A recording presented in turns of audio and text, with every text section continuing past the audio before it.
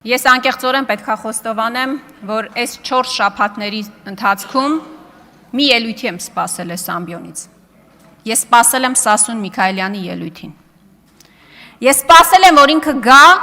ու այս ամբիոնից պատմի, նկարագրի, թե ինքը ինչ է զգացել, երբ որ Նիկոլ Փաշինյանը, ձեր քաղաքական թիմի առաջնորդը, հայտարարել է, որ Ղարաբաղյան շարժումը բեռա, թակարդ է, թոկ է, որ Հայաստանի պետականությանն ու ապագան զրոյացնելու նախագիծ է։ Ես անկեղծ եմ ասում, ես անկեղծորեն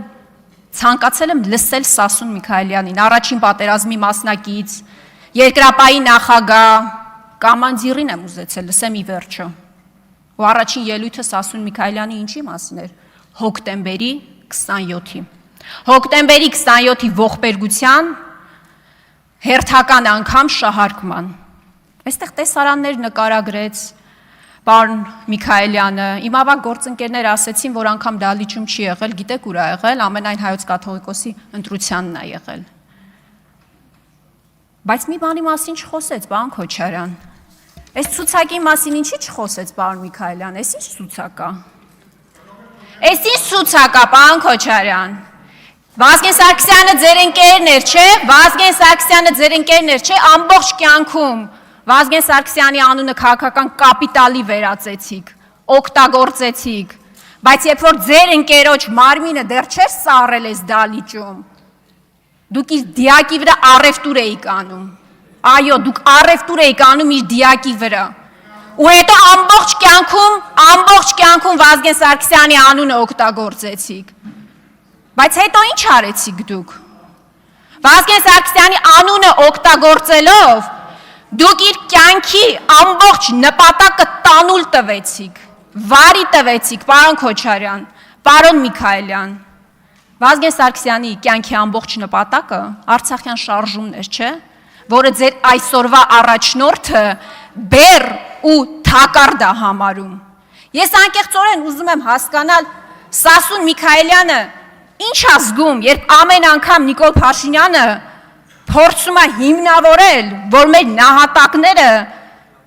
անցյալի բեռ են, խաղաղության դեմ։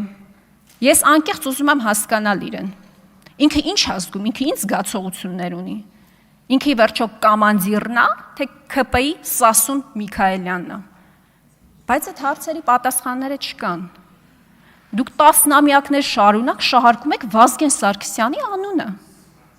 Տասնամյակներով շահարկում եք, այդ մարդու անունը շահարկում եք դուք։ Բայց նորից եմ ասում, երբ որ իր դիակը չէր սառել, դուք հեղաշրջում էիք ուզում անել։ Ասում եմ ցարի բոգն էր Ռոբերտ Քոչարյանը։